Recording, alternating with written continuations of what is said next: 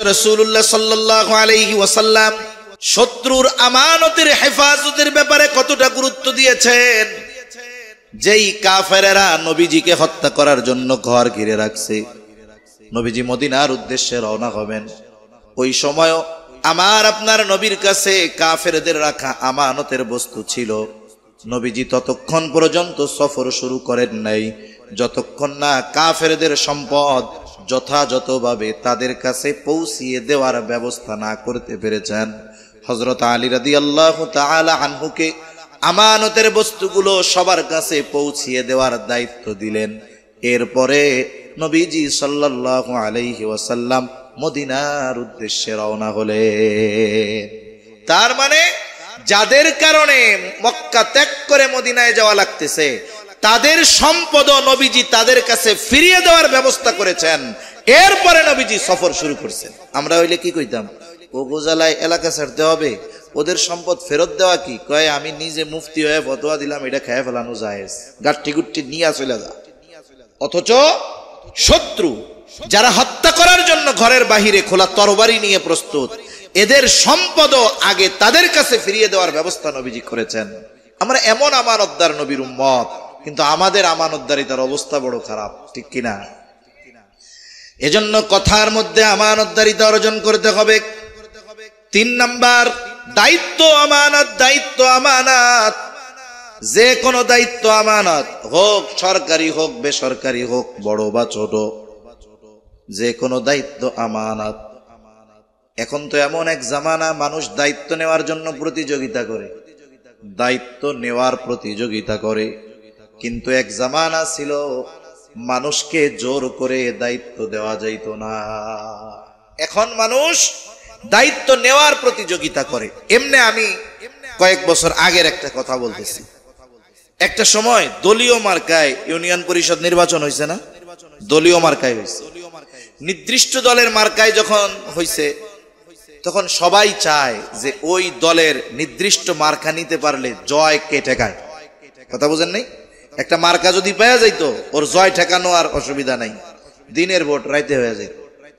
এখন এক আল্লাহর বান্দা, সে চেয়ারম্যান ইলেকশন করবে ওই নির্দিষ্ট দলের নির্দিষ্ট মার্কায়। এখন 15 জন চাইছে যে আমি ওই মার্কা চাই। মার্কা কয়টা? ক্যান্ডিডেট কয়জন? 15 জন। যখন বাজারে মাল থাকে একটা, কাস্টমার 15 জন, তখন ওইটার দাম এমনি বেড়ে যায়। আর নমিনেশন পাইতে হইলে চা নাস্তার টাকা দেওয়া লাগে। এটা আবার ভাববেন না যে সব চা পান 10 টাকার মধ্যে হয়ে যায়, এটা আবার ভাববেন না। কিন্তু কিছু লোক আছে, এরা চা ওই ছোট কাপে খায় না, ওরা মনে হয় ওই 1000 লিটারের গাজি ট্যাঙ্কে চা খায়, এই জন্য হাজার হাজার টাকা লাগে ওদের চা খাইতে। এখন ওই আল্লাহর বান্দা নিলামে উঠে গেছে মার্কা, উনি শুধু ক্যান্ডিডেট প্রার্থী হইছেন, উনি ওই প্রার্থী হওয়ার জন্য 3 কোটি টাকা ঘুষ দিচ্ছে। 3 কোটি। কয় কোটি? আলো আমাগো কাছে 3 কোটি এখন ব্যাপার না। আমরা তো লক্ষ কোটি টাকার দুর্নীতির গল্প শুনি, ঠিক কিনা বলেন? আমাদের দেশে তো একটা মূল রাজনৈতিক দলে না, সে ছাত্রলীগ করছে, ফরিদপুরের সভাপতি, সেও 1000 কোটি টাকার মালিক হয়ে গেছে। এই জন্য 2, 3, 4, 5 কোটি টাকা এটা শুনলে আগে বেশি লাগতো, এখন না থাকলেও পরিমাণটা বেশি মনে হয় না। কথা বুঝেন নাই? নাই তাতে কি, পরিমাণ বেশি মনে হয় না আমাদের কাছে। তা উনি সম্ভবত 3 কোটি, এরকম কমপক্ষে 3 কোটি টাকা হবে, এইটা ঘুষ দিয়ে বা ওনাদেরকে যা দেওয়ার চা পয়সার, চা পানের পয়সা দিয়ে উনি এবার মার্কাটা নিছে। এবার নির্বাচনের আগে পোস্টার বানায় না, পোস্টারে কি লেখে? আসন্ন এত নং ইউনিয়ন পরিষদ নির্বাচনে চেয়ারম্যান পদপ্রার্থী হিসাবে অমুক ভাইকে তমুক মার্কায় ভোট দিয়ে অত্র ইউনিয়নের জনগণের সেবা করার সুযোগ করে দিন। এটাই তো লেখছে। তার মানে উনি জনগণের সেবা করার জন্য নির্বাচন করবেন, চেয়ারম্যান হবেন, এই জন্য মার্কা কিনছে কয় কোটি টাকা দিয়া? 3 কোটি টাকা দিয়ে। আবার আরো 1-2 কোটি টাকা এরকম খরচ করছে। এরপরে উনি চেয়ারম্যান হয়েছেন। এখন বলেন তো, ওনার চেয়ারম্যান হইতে খরচ হয়েছে কয় কোটি টাকা? 5 কোটি। উদ্দেশ্য কি? জনগণের সেবা করবে। বলেন তো, ওর যদি বাস্তবিক উদ্দেশ্য হতো এইটা যে আমি মানুষের সেবা করব, যে 5 কোটি টাকা খরচ করে চেয়ারম্যানের হওয়ার জন্য 5 কোটি টাকা ব্যয় করতে পারে, জনগণের সেবা করার জন্য ওর কি চেয়ারম্যান হওয়ার দরকার আছে? তার মানে বোঝা গেল কি, এই দায়িত্বের মধ্যে মধু আছে। এই দায়িত্বের মধ্যে কি আছে? মধু আছে। এই জন্যই এদেশের মানুষ মানুষরে খুন কইরা জনগণের সেবা করতে চায়। এদেশের মানুষের ক্যারেক্টার কি? আপনার আমার সেবা করার জন্য সে প্রয়োজনে আরেকজনকে মেরে ফেলবে, তাও আপনার সেবা করে ছাড়বে। তা একবার আরেকটা গল্প শোনাই।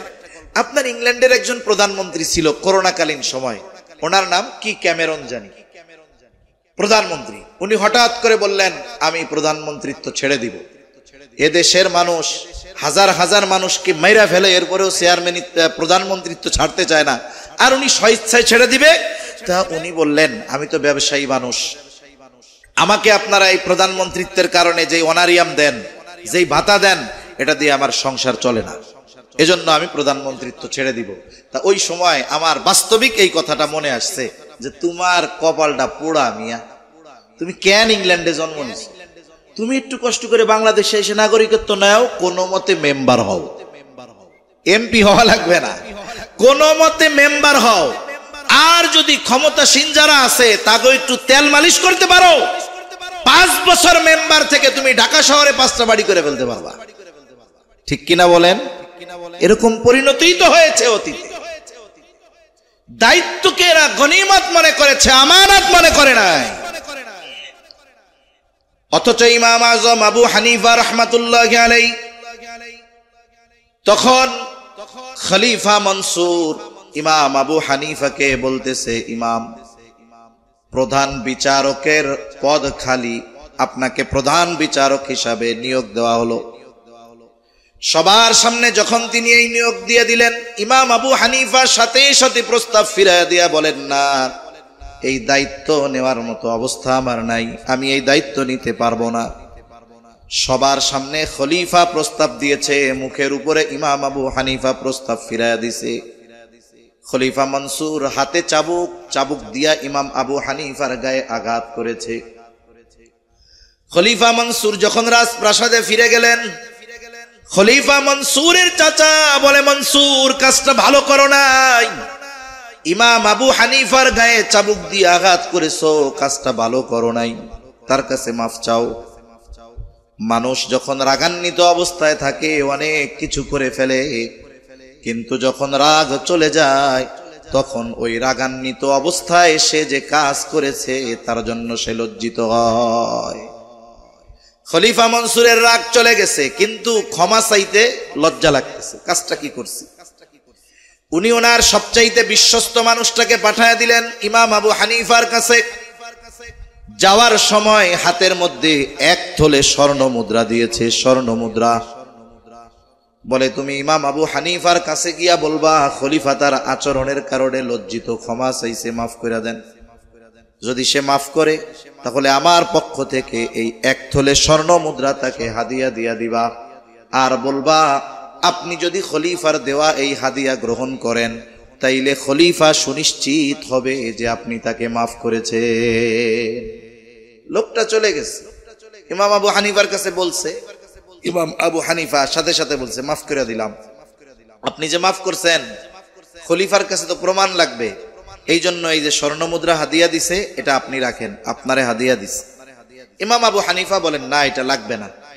ওই লোকটা বারবার পিড়াপিড়ি জোরাজুরি করতেছে, বলে আপনি রাখেন, আপনি খরচ না করেন, এটা আপনি মানুষের সদকা করে দিয়েন। আমারে বলেন তো, কেউ যদি চিন্তা করে আমি টাকা পয়সা চুরি করে আইনা মানুষকে সদকা করে দিব, সওয়াব হইব? আমাদের দেশে কিন্তু পৃথিবীর সবচাইতে বড় লোক ড্রাইভাররা আছে। ড্রাইভার বুঝেননি? পৃথিবীর সবচাইতে ধনী ড্রাইভাররা আমাদের দেশে। এক চাচা বিসিএস পরীক্ষার প্রশ্ন ফাঁস করে এক চাচা ধরা খাইছিল না? হ্যাঁ, এক চাচারে জিজ্ঞাসা করছে, এত টাকা যে ইনকাম করছেন কি করছেন? কয়, সব আল্লাহর রাস্তায় ব্যয় করছি। আল্লাহু আকবার। এখন বলতেছে আপনি খরচ না করেন, এটা দান সাদকা করে দিয়েন। ইমাম আবু হানিফা এবার বলে, তোমার খলিফা যে আমারে হাদিয়া দিল এটা পাইলো কই? এটা কি তার নিজের সম্পদ নাকি? বলে, না, এটা উনি রাষ্ট্রীয় কোষাগার থেকে দিয়েছে।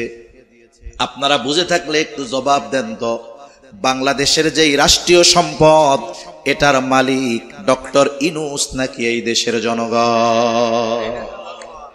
এর আগে যারা ক্ষমতায় ছিল তখন রাষ্ট্রের সম্পদের মালিক তারা ছিল আর তার বাপরা ছিল নাকি? সব সময় রাষ্ট্রের সম্পদের মালিক হলো জনগণ। যারা ক্ষমতায় বসে রাষ্ট্রীয় সম্পদ ভোগ করার জন্য বসানো হয় না, বরং এই সম্পদগুলোকে হেফাজত করার জন্য বসানো হয়।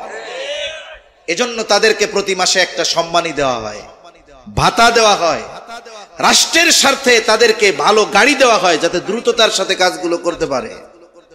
রাষ্ট্রের স্বার্থে বিদেশে সফর করার জন্য বিমানে বিজনেস ক্লাস, আপার ক্লাসের ব্যবস্থা তাদের জন্য করা হয়, পদের কারণে না। একেবারে মেম্বার থেকে নিয়ে প্রেসিডেন্ট পর্যন্ত নির্দিষ্ট একটা ভাতা আছে। ইমাম আবু হানিফা বলতেছে, শোনো, এই সম্পদ খলিফার নয়, বরং এই সম্পদ বা এই দায়িত্ব খলিফার কাছে আমানত।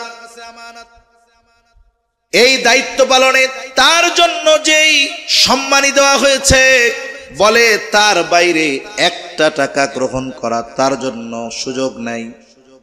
বরং কেউ যদি রাষ্ট্রের ক্ষমতার মসনদে বসে ওই রাষ্ট্রের একটা টাকা অন্যায় ভাবে খরচ করে, ভক্ষণ করে, ওই রাষ্ট্রে যত মানুষ আছে সবার সম্পদের খেয়ানত করা হয়।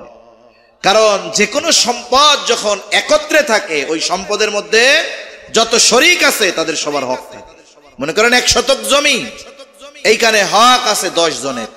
আপনি আমি যদি একটা মাটির টুকরা উঠাই, ছোট্ট একটা, ভাগ হয় নাই, বলেন তো এই ছোট্ট মাটির টুকরার মধ্যে হক কয়জনের আছে? 10 জনের। রাষ্ট্রের একটা টাকার মধ্যে রাষ্ট্রের সব মানুষের হক আছে। তুমি তোমার খলিফারে গিয়ে বলবা, এই দায়িত্ব আমানত, সম্পদ আমানত, আর এই সম্পদ থেকে সে যাকে মন চায় বিনা কারণে এইভাবে সম্পদ দিতে পারে না। আর যদি সে এটা করে তাহলে আমানতের খেয়ানত হবে। এইবার লোকটা খলিফার কাছে গিয়ে এই কথাটাকে আরো রসকস মাখায়া বলছে, খলিফাকে রাগান্বিত করে তুলছে। খলিফা বাহিনী পাঠায়া দিছে, যাও ইমাম আবু হানিফাকে গ্রেফতার।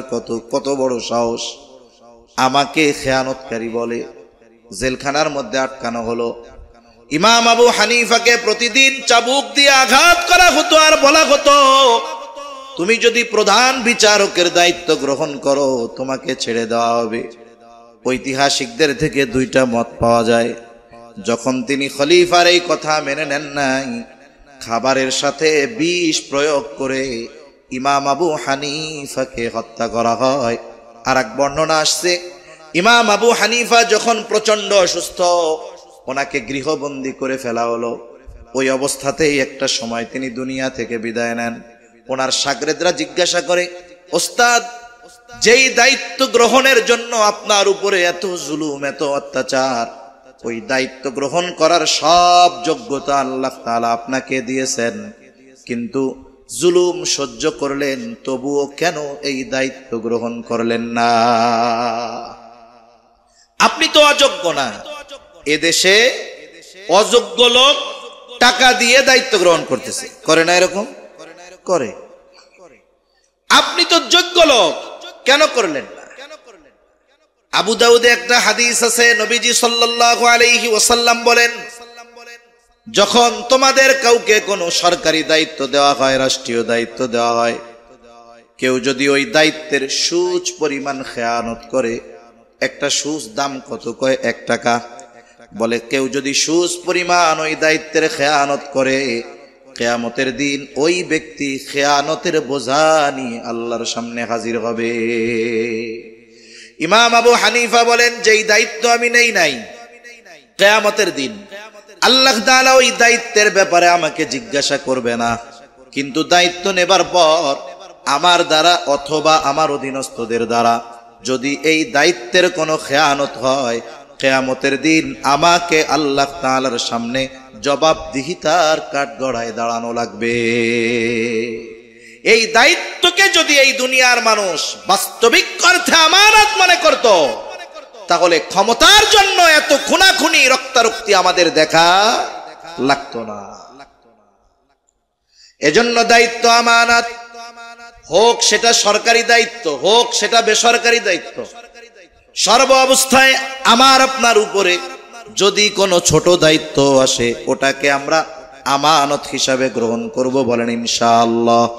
যদি আপনাদের মধ্যে কারো কোনো দিন আল্লাহ সুযোগ করে দেয় চেয়ারম্যান হবে, মেম্বার হবে, এমপি হবে, ওই দিন ইমাম আবু হানিফার ওই কথাটা মনে রাখবেন যে এই দায়িত্ব আমার উপরে আমানত, যদি খেয়ানত হয় কিয়ামতের দিন খেয়ানতের বোঝা নিয়ে আল্লাহর সামনে দাঁড়ানো লাগবে। এ চিন্তা থাকা দরকার। আর লম্বা করব না আমানতদারিতার বিষয়ে। তিনটা জিনিস মনে রাখবো। 1 নাম্বার, লেনদেনের মধ্যে আমানতদার হব। 2 নাম্বার, কথার ক্ষেত্রে আমানতদার হব।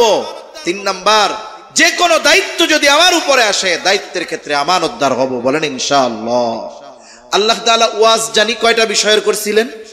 2টা। কয়টা? 2টা। এরপরে আল্লাহ তাআলা বলেন ওয়া ইযা হাকামতুম বাইনান নাসি আন তাহকুমু বিল আদল। আল্লাহ তাআলা বলেন ওয়া ইযা হাকামতুম বাইনান নাস, তুমি যখন মানুষের মধ্যে বিচার আচার করবা, আন তাহকুমু বিল আদল, তুমি তখন ন্যায় বিচার করবা। তাহলে 2টা গুণ, একটা হলো আমানতদারিতা আর একটা হলো ন্যায়পরায়ণতা। আল্লাহ তাআলা বলেন তুমি যখন মানুষের মধ্যে বিচার আচার করবা, ন্যায় বিচার করবা। আমরা হয়তো চিন্তা করতে পারি হুজুর বিচার করবে মুন্সিগঞ্জের জজ কোর্টের জজ, নাইলে ঢাকার সুপ্রিম কোর্টের বিচারক, আমরা কি বিচারক টিচারক নাকি? দেখুন, প্রত্যেকটা মানুষ জীবনের কোনো না কোনো সময় বিচারকের ভূমিকা পালন করতে হয়। বাবা অনেক সময় সন্তানদের মধ্যে বিচারক হয়। 2 সন্তানের মধ্যে দ্বন্দ্ব লাগছে, এখন বাবা বিচারক। অনেক সময় এমনও হয় যে বাবা এই বিচার বা ফয়সালা করতে গিয়ে পক্ষপাতিত্ব করে, আছে না নাই? এই যে পারিবারিক ভাবে আমার উপরে বিচারের দায়িত্ব আসলো, এখানেও বেইনসাফি করার সুযোগ নাই। সামাজিক ভাবে হয় অনেক সময়, আমাদের গ্রাম অঞ্চলে এখনো এরকম গ্রাম্য সালিশ হয়, বিচার হয়। আপনাদের অঞ্চলে হয়? ওরে মাবুদ, এই মুরব্বী যারা বিচার করে এদের কাছে সুপ্রিম কোর্টের জজ ফেল। এরা হলো কিসের করাত জানি কয়, যাইতেও কাটে আসতেও কাটে। কিসের করাত? রামের করাত। এইরকম বিচার আমাদের অঞ্চলে আমার একবার জানা আছে। একজনের এক অপরাধ করছে, এখন বিচারকরা 2 দিক দিয়েই খায়। কেমনে খায়? এখন যে বাদী আর একজন বিবাদী, একজন অপরাধ করছে আর একজন জালেম, একজন মাজলুম। এখন মাজলুমের বাড়ি গেছে, যে বলে ও যে অপরাধ করছে এ তো বিশাল অপরাধ, এক কাম করি শোন, ওরে 10 লাখ টাকা জরিমানা করে দেই। এখন 10 লাখ জরিমানা করে দিমু, তুই 5 লাখ পাবি, আমার ঘরে 5 লাখ চা নাস্তা খাওয়ার লাগা দিস। এখন মাজলুম যে ও চিন্তা করে 5 লাখ পাইলে আর কি লাগে। এবার গেছে জালেমের বাড়ি, যা বলে তুমি যে অপরাধ করছো 1 কোটি টাকা দিলেও তোমারে মাফ করা যায় না, তুমি এক কাম করো 20 লাখ টাকা দিও, বাকিটা আমরা ব্যবস্থা করে দিব। বিচার কইরা বিচারকরা কত খাইছে? 4 ভাগের 3 ভাগ। 4 ভাগের কয় ভাগ? 3 ভাগ। ও মনে করছে আমার কোটি টাকা বাঁচায়া দিছে, ও মনে করছে আমারে 5 লাখ টাকা পাওয়ায়া দিছে। এই ধরনের বিচারক সমাজে অভাব নাই। গ্রাম্য সালিশগুলা অনেক সময় এরকম হয়, করে। এখন এই যে সামাজিকভাবে বিচারকের দায়িত্ব আমার আপনার উপরে আসতে পারে, ন্যায় বিচার করতে হবে। যদি রাষ্ট্রীয়ভাবে দায়িত্ব আসে বিচারকের, ন্যায় বিচার করতে হবে। এতে আমার আসন থাক আর না থাক, আমি যদি মনে করি ন্যায় বিচার করতে আমি অক্ষম, আমি দায়িত্ব নিতে যাব না। ঠিক কিনা কন? এখনের জামানা হলো এরকম, আমাদের ন্যায় বিচার মানারও কোনো টেন্ডেন্সি নাই, আর বিচারকেরও ন্যায় বিচার করারও কোনো ইচ্ছা নাই। কয়েকদিন আগে একটা পত্রিকার মধ্যে পড়লাম যে বেশ কয়েকজন বিচারক সুপ্রিম কোর্টে পদোন্নতি হয়েছে, তাদেরকে পদোন্নতি দেওয়া হয়েছে ন্যায় বিচারের জন্য না, অবিচারের জন্য। নিরপরাধ কিছু মানুষে সে শাস্তি দিছে, এই কারণে তাদেরকে পদোন্নতি দেওয়া হয়েছে। এখন অবিচার করে যদি পদোন্নতি পাওয়া যায়, ন্যায় বিচার করে যদি সুবিধা বঞ্চিত হতে হয়, দুনিয়ার ওই মানুষগুলো চিন্তা করে অসুবিধা কি, অবিচার করেই আমি সুযোগ সুবিধা গ্রহণ করি। আমাদের ন্যায় বিচার করারও ইচ্ছা নাই, মেনে নেওয়ারও ইচ্ছা নাই। আমার যদি একটু প্রভাব থাকে, আমি অপরাধ করেছি, বিচার আমার বিপক্ষে গেলে আমি প্রতিবাদ করি, বিচার মানি না, এটা ঠিক না। অথচ রাসূল আকরাম সাল্লাল্লাহু আলাইহি ওয়াসাল্লাম সাহাবায়ে কেরামকে শিখাইছেন, ন্যায় বিচার মেনে নেওয়ার চিন্তা তাদের মধ্যে ছিল। ছোট্ট একটা দুইটা ঘটনা বলে আলোচনা শেষ করে দিই। হযরত ওমর রাদিয়াল্লাহু তাআলা আনহু, খলিফাতুল মুসলিমিন হযরত ওমর রাদিয়াল্লাহু তাআলা আনহু, উনি বাজারে গেছেন, একটা ঘোড়া কিনবেন। বাজারের মধ্যে যাইয়া একজন ইহুদির থেকে ঘোড়া দেখছেন, দেখা উনি নিছেন। নেওয়ার পরে বাজারের বাহিরে এসে উনি যখন ঘোড়ায় উঠতে গেছেন, এখন দেখেন এই ঘোড়ার পায়ে সমস্যা, ওনারে নিয়ে চলতে পারে না। বেচা কেনার মাসালায় কিছু বিষয় আছে। যদি ওনার শর্ত থাকতো এইটা যে তোমার থেকে ঘোড়া কিনলাম, 5 দিনের মধ্যে যদি ডিফেক্ট দেয় তাইলে ফেরত, ওয়ারেন্টির গ্যারান্টি, ওয়ারেন্টি দেয় না যে 1 বছরের ওয়ারেন্টি, এর মধ্যে এটা নষ্ট হইলে ফেরত। আরেকটা হলো নন গ্যারান্টি, বাজার থেকে আপনি দেখা নিবেন, টাকা দিবেন, দোকান থেকে বের হবেন, নষ্ট হইলে আপনার। এখন কোনো ওয়ারেন্টি গ্যারান্টি বা কোনো শর্ত সারায়েত করা হয় নাই, উনি দেখা সুন্দর মতো কিনে বাইরে গেছে। বাহিরে যাওয়ার পরে এখন ঘোড়ায় সমস্যা, উনি চলে আসছে, তার মানে বেচা কেনার মজলিস থেকে উনি দূরে চলে গেছে। ঘোড়া ডিফেক্ট, চলে আসছে ওদের কাছে, এই তুমি কি ঘোড়া দিয়েছো আমাকে? ঘোড়া কিনতে গেছে বাজারে খলিফাতুল মুসলিমিন, অর্ধ জাহানের শাসক। আমাদের অঞ্চলে তো পাতি নেতা গেলে তার সাথে 15-20টা মোটরসাইকেল থাকে, অথচ অর্ধ জাহানের শাসক বাজারে গেছে ঘোড়া কিনতে। এখন ইহুদিরে বলতেছে, তুমি কি ঘোড়া দিচ্ছ, এটা সমস্যা, ফেরত নাও। ইহুদি কয়, না আমি ভালো ঘোড়া দিচ্ছি। আর খলিফাতুল মুসলিমিন বলে, না তোমার ঘোড়ায় সমস্যা, ফেরত নিতে হবে। দুজনের মধ্যে বাকবিতণ্ড শুরু হয়ে গেছে। অর্ধ জাহানের শাসকের সাথে তর্ক করতেছে একজন অমুসলিম। কি বলেন না, যারা বলে ইসলাম যদি ক্ষমতায় আসে, দাড়ি টুপিওয়ালারা যদি ক্ষমতায় আসে, এদেশে একটাও অমুসলিমরে রাখবে না। আরে বেটা, ইসলাম তো এটাই দেখিয়ে গিয়েছে। হযরত ওমর রাদিয়াল্লাহু তাআলা আনহুর মতো মানুষের সাথে কেনা বেচাকে কেন্দ্র করে একজন ইহুদি তর্ক বিতর্কে জড়িয়েছে, ঠিক কিনা বলেন? এই নিদর্শন ইসলাম দেখাতে পেরেছে, জাগতিক অন্য কোন দর্শন মতাদর্শ পারে নাই। দুজনের মধ্যে তর্ক লেগে গেছে, এবার ফয়সালা করা দরকার। হযরত ওমর রাদিয়াল্লাহু তাআলা আনহু ইহুদিকে বলতেছে, তুমি একজনকে তৃতীয় পক্ষ তথা তোমার আর আমার মধ্যে ফয়সালাকারী হিসাবে নিযুক্ত করো। তখনই তাকায় দেখে, সামনে দেখা যায় একজন লোকরে দেখা যায়, বলে খলিফাতুল মুসলিমিন, আমার আর আপনার মধ্যে ওই ব্যক্তি ফয়সালা করে দিবে। বলে, হ্যাঁ অসুবিধা নাই। এবার বিচারকের প্রথম দায়িত্ব কি? বিচারকের প্রথম দায়িত্ব হলো তিনি বাদী বিবাদী উভয়ের কথা সম গুরুত্ব সহকারে শুনবে। এইবার উনি দুইজনের কথাই শুনছেন, খলিফার কথাও শুনছেন, ইহুদির কথাও শুনছেন। দুইজনের কথা শোনার পরে তিনি ফয়সালা দিবেন। হযরত ওমর রাদিয়াল্লাহু তাআলা আনহুকে বলতেছেন, ইহুদি যাকে ফয়সালা করার জন্য নিযুক্ত করেছে তার নাম হলো সুরাই, ঐতিহাসিক একজন কাজী বিচারক। সুরাই বলে, খলিফাতুল মুসলিমিন, বুঝলাম আপনাদের দুইজনের অভিযোগই শুনলাম, কিন্তু আপনি কি চান? বলে, আমি চাই সে তার ঘোড়াটা ফেরত নিবে। এইবার সুরাই খলিফাতুল মুসলিমিনকে জেরা করতেছে, জিজ্ঞাসা করতেছে, আপনি যখন তার থেকে ঘোড়াটা কিনেছেন তখন ঘোড়া কেমন ছিল?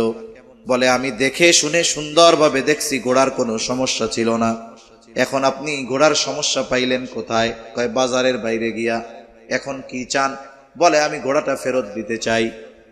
সুরাই বলে, খলিফাতুল মুসলিমিন, এই ইহুদি ঘোড়া ফেরত নিতে বাধ্য, তবে আপনি তার থেকে যেমন ঘোড়া বুঝে নিয়েছেন তেমনটা ফেরত দিতে হবে। আপনি তো নিজে বলছেন যখন নিছেন তখন কোনো সমস্যা ছিল না, সমস্যা তো বাইরে আপনার কাছে গিয়া হয়েছে, ও ফেরত নিবে, তবে ওকে আপনার ওই ঘোড়াটাই দিতে হবে যেমনটা ওর কাছ থেকে নিছেন। এখন বলেন তো, সুরাইখ যে বিচার করলো, এই বিচার কি খলিফার পক্ষে না বিপক্ষে? আমাদের দেশে যদি প্রধানমন্ত্রীর বিরুদ্ধে কোনো বিচারক রায় দেয়, ও মুসলমান হওয়া লাগবে না, ও যদি হিন্দুও হয় টুস করে টোকা দিয়ে আমেরিকা পাঠাইয়া দিবে। ঠিক কিনা কোন? যদি নিজের মনোপুত না হয়, বিপক্ষে গেলে তো খবর আছে। বিচারের রায়টা নিজের মনোপুত হয় নাই, একজনের টোকা দিয়া আমেরিকা পাঠাইয়া দিছে না, একজন জানে না। এক বিচারক, প্রধান বিচারক ছিল বাংলাদেশে, এসকে সিনহা, টোকা দিয়ে পাঠাইয়া দিছে। যখন রায় খলিফার বিপক্ষে গেছে, খলিফা প্রথমে চুপ, একটু পরেই উনি বলতেছে, হ্যাঁ সুরাই, এটা ন্যায় বিচার। সুবহানাল্লাহ বলেন, এটাই ন্যায় বিচার। আগে বলছি না অবিচার কইরা প্রমোশন পাইছে, আর সুরাই ন্যায় বিচার করছে, রায় খলিফার বিপক্ষে গেছে। এবার খলিফা বলতেছে, সুরাই, কুফার প্রধান বিচারকের পদ খালি, আসন খালি, তোমারে আমি নিয়োগ দিয়ে দিলাম, যাও আজকে থেকে তুমি কুফার প্রধান বিচারক। সুবহানাল্লাহ। তাহলে যে দেশে ন্যায় বিচার করলে জীবন নিয়ে আমেরিকা পালাইতে হয়, যে দেশের উচ্চ ক্ষমতাধর মানুষগুলো ন্যায় বিচার মানে না, সেই দেশের বিচারকরা ন্যায় বিচার করবে, এটা কল্পনাও করা যায় না। অথচ সাহাবায়ে কেরামের ন্যায় বিচার মেনে নেওয়ার যোগ্যতা ছিল, যে আমার বিপক্ষে গেছে, তাতে কি, এটাই ইনসাফ, এটাই ন্যায় বিচার। এই সুরাই যখন কুফায়, ইসলামের রাজধানী কুফায় স্থানান্তরিত হয়েছে, তখন খলিফা হলো হযরত আলী রাদিয়াল্লাহু তাআলা আনহু। ওনার ঘোড়ার থেকে ওনার এই লৌহ বর্ম পড়ে গেছে, হারায় গেছে। এক ইহুদি এইটা পাইছে, উনি দ্রুত ঘোড়া চালায় চলে গেছেন, পেছনে পড়ছে আর টের পায় নাই। কিছুদিন পর সুন্দর মতো এটারে পালিশ পুলিশ কইরা টইরা ইহুদি বাজারে আবার বিক্রয় করার জন্য উঠাইছে। যেমন আমাদের দেশে মসজিদগুলোর মধ্যে অনেক সময় জুতা চুরি হয়, জুতা চোর কিছু মসজিদে যায়, মুসল্লি জুতা চোর না, জুতা চোর মুসল্লি সেজে মসজিদে যায়। দেখা যাবে কি অনেক সময় 5-6 দিন পরে আশেপাশে খুঁজবেন, দেখবেন আপনার জুতাটা সুন্দর মতো রং করে বিক্রয় করার জন্য ডিসপ্লে করা আছে। এখানে একটা জিনিস আমাদের মনে রাখতে হবে, আমরা অনেক সময় ছোটবেলায় আমরা যখন মাদ্রাসায় পড়ছি, তখন আমরা এরকম খুঁজতাম চোরা জিনিস কোন জায়গায় পাওয়া যায় কম টাকায়। মনে করেন দাম 5 ভাগের 1 ভাগ, জিনিসটা ভালো, চোরাই মাল। তখন তো বুঝি নাই, কিন্তু চোরাই মার্কেটে যেখানে চোরাই মাল নিশ্চিত, সবগুলো চোরাই মাল বিক্রয় হয়, স্যান্ডেল হোক, মোবাইল হোক, যা হয় হোক, ওই জায়গা থেকে কোনো জিনিস কেনা জায়েজ না। কেন? কারণ ওই জায়গায় সুনিশ্চিত ভাবে যেই পণ্যগুলো পাওয়া যায়, এগুলো আমদানিকৃত না, অথবা কোনো কোম্পানির কাছ থেকে নেওয়া না, হয়তো কারো কাছ থেকে চুরি করা, নাইলে কারো পকেট মারা। এই ধরনের চোরাই মার্কেট থেকে কোন ধরনের জিনিস কেনা বৈধ নয়, এটা মনে রাখবো আমরা। জাগতিক সামান্য লাভের জন্য ওই জিনিসগুলো কিনলাম মানে চোররে আমরা নেক্সট কাজের জন্য উৎসাহ দিলাম, যে আমরা কিনছি, কাস্টমার আরো আছে, আবার যাও, এ কাজ করা যাবে না। আলী রাদিয়াল্লাহু তাআলা আনহু বাজারে আসছেন, আয়েশা উনি ওনার লৌহ বর্ম দেখে চিনে ফেলছে, যতই পালিশ পুলিশ করুক চিনে ফেলছে, এই এটা আমার। এখন বিষয় হলো, যিনি দাবি করবেন, দাবির পক্ষে সাক্ষী প্রয়োজন হয়।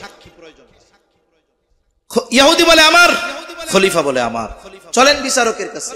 বিচারককে ওই যে ওমর রাদিয়াল্লাহু তাআলা আনহু নিযুক্ত করে গেছে, সেই সুরাই। এবার দুইজনে গিয়ে খলিফার কাছে এই কথা খুলে বলেছে, মাল আছে ইহুদির কবজায়, আর এই মালের মালিকানা দাবি করেছে হযরত আলী রাদিয়াল্লাহু তাআলা আনহু।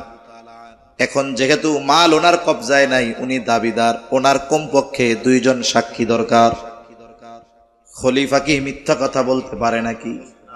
আসাদুল্লাহ মিথ্যা কথা বলতে পারে না, তবে বিচারের ক্ষেত্রে যেটা ইসলামী নির্দেশনা এটাই করতে হবে। খলিফাতুল মুসলিমিনকে সুরাই বলে, খলিফাতুল মুসলিমিন, বুঝলাম এটা আপনার, তবে এই জিনিসটা যে আপনার পক্ষে এই ব্যাপারে 2 জন সাক্ষী দরকার, সাক্ষী। হযরত আলী রাদিয়াল্লাহু তাআলা আনহু 2 জন সাক্ষী হাজির করলেন, একজন ওনার সন্তান আর একজন হলো গোলাম। এবার সুরাই সাথে সাথে এই সাক্ষীর সাক্ষ্য নাকচ করে দিয়ে বললেন, খলিফাতুল মুসলিমিন, পিতার পক্ষে পুত্রের, মনিবের পক্ষে গোলামের সাক্ষ্য গ্রহণযোগ্য নয়, আপনি অন্য সাক্ষ্য হাজির করেন, আছে নাকি সাক্ষ্য? আলী রাদিয়াল্লাহু তাআলা আনহু একটা হাসি দিয়া বলে, না, আমার কোনো সাক্ষী নাই। এবার রায় চলে গেল খলিফার পক্ষে নাকি বিপক্ষে। ইহুদির পক্ষে রায় চলে গেছে। এবার ইহুদি সুন্দর মতো ওই লৌহ বর্ম নিয়ে বাজারের দিকে রওনা দিচ্ছে। এই যে সাবজেক্ট শেষ। আলী রাদিয়াল্লাহু তাআলা আনহু এর পরে বলেন নাই যে সুরাই, আমি নবীজির জামাতা, খাতুনে জান্নাতের জামাতা, আমি রাসূল আকরাম সাল্লাল্লাহু আলাইহি ওয়াসাল্লামের চাচাতো ভাই, আমি আসাদুল্লাহ, আমাকে তুমি মিথ্যা কথা বলতে পারি? এই সব কোনো আলোচনা হয় নাই, কিন্তু ওইটা শেষ, ফয়সালা দিছে, শেষ।